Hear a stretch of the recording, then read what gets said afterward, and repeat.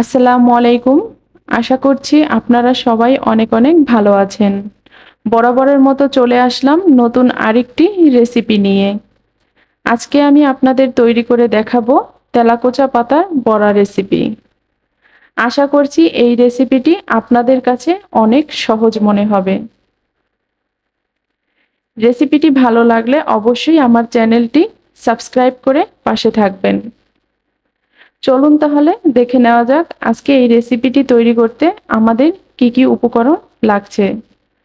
এখানে আমি তেলাকুচা পাতা নিয়েছি। এগুলোকে আমি খুব ভালো করে পরিষ্কার করে ধুয়ে নিয়েছিলাম। এবার এগুলোকে আমি খুব সুন্দর করে ছোট ছোট করে কেটে নেব। যেহেতু আমরা বড়া তৈরি করব, বড়ার জন্য কিন্তু পাতাগুলোকে খুব সুন্দর করে ছোট ছোট করে কেটে নিতে হবে। তো এবার আমি পাতাগুলোকে খুব সুন্দর করে কেটে নিচ্ছি। পাতাগুলো কাটা হয়ে গেলে আমরা কিন্তু এগুলোকে খুব সুন্দর করে একটা বলের মধ্যে নিয়ে নেব। আমি একটা বলের মধ্যে নিয়ে নিলাম পাতাগুলোকে। এবার আমি আগে থেকেই মসুর ডাল ভিজিয়ে রেখেছিলাম, আর এই মসুর ডালটা আমি বেটে নেব। বেটে নেওয়ার আগে মসুর ডালের মধ্যে আমি 3টা কাঁচামরিচ এবং একটা বড় সাইজের রসুন দিয়ে দেব। এবার এটাকে আমি খুব সুন্দর করে শিলপাটায় বেটে নেব। বাটা হয়ে গেলে এবার আমি যে পাতাগুলো কুচি করে রেখেছিলাম আগে থেকে, সেই পাতাগুলো নিয়ে নেব।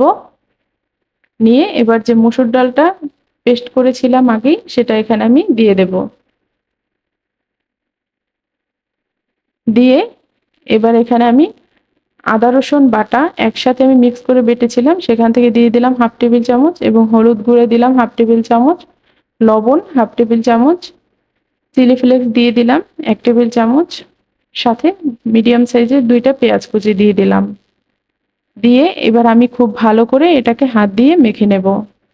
তেলাকুচা পাতার উপকারিতা সম্পর্কে বলার তেমন কিছুই নাই। এটা হাজার হাজার রোগে ব্যবহার করা হয়। রোগীদের ক্ষেত্রে এটা, ডায়াবেটিস রোগীরাও খুব ভালো কাজ করে এই পাতাটা যদি খেতে পারেন, শুকিয়ে অথবা বড়া করে, ভর্তা করে, যেভাবেই হোক। তারপর আমি ফ্রাই প্যানে তেল দিয়ে দেব পরিমাণ মতো। দিয়ে খুব তেলটা গরম হয়ে আসলে এবার আমি বড়াগুলোকে খুব সুন্দর করে দিয়ে দেব তেলের মধ্যে। গ্যাস্ট্রিকের যাদের সমস্যা আছে তারাও কিন্তু এই পাতাটা খেতে পারেন। রোদে শুকিয়ে গুঁড়ো করে নিয়ে প্রতিদিন সকালবেলা যদি এক এক চামচ করে 1 গ্লাস পানিতে ভিজিয়ে খেতে পারেন, অনেক ভালো উপকার পাবেন। অনেক সময় আমরা গাড়িতে অথবা বাসায় বসে থাকার কারণে কিন্তু পা ফুলে যায়। তারাও কিন্তু চাইলে এই পাতাটা খুব সহজে খেতে পারবেন, অনেক ভালো উপকার পাবেন। যাদের অল্প বয়সে চুল পেকে যায় তারাও কিন্তু এই পাতাটা খেতে পারেন, বড়া করে খেতে পারেন, ভাজি করে খেতে পারেন অথবা ভর্তা করে খেতে পারেন। তবে অবশ্যই পরিমাণ মতো খেতে হবে এবং প্রস্তুত প্রণালী জেনে খেতে হবে। তাহলেই কিন্তু খুব ভালো রেজাল্ট পাবেন আপনারা। দেখুন বড়াগুলোকে এভাবে উল্টে পাল্টে ভেজে নিতে হবে। বেশি একটা ভাজবো না, যেন পাতার গুণাগুণটা থাকে, সেজন্য আমি মিডিয়াম আঁচেই কিন্তু ভেজে নিচ্ছি। আর এটা তৈরি করাও কিন্তু খুব সহজ, অল্প সময়ে রেসিপিটা তৈরি করা যায়। তা আপনারা কিন্তু চাইলে খুব সহজেই এটা তৈরি করতে পারবেন। দেখুন আমার এটা কিন্তু ভাজা হয়ে গেছে। এবার আমি বড়াগুলোকে খুব সুন্দর করে উঠিয়ে নেব এবং বাকিগুলো আমি সেম ভাবেই ভেজে নেব। আমি একটু আপনাদেরকে পরিবেশন করে দেখাচ্ছি। দেখুন বড়াগুলো কিন্তু আমার ভাজা হয়ে গেছে। এবার আমি তুলে নিলাম। অবশ্যই যারা এখনো আমার চ্যানেলটি সাবস্ক্রাইব করেন নাই, দয়া করে সাবস্ক্রাইব করবেন এরকম আরো উপকারী ভিডিও পাওয়ার জন্য। এবার আমি একটু ভেঙে দেখাচ্ছি।